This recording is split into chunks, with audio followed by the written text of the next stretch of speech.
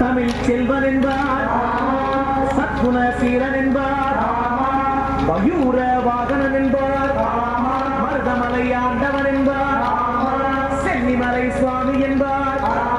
சிவன்மலை வேலா என்பார்,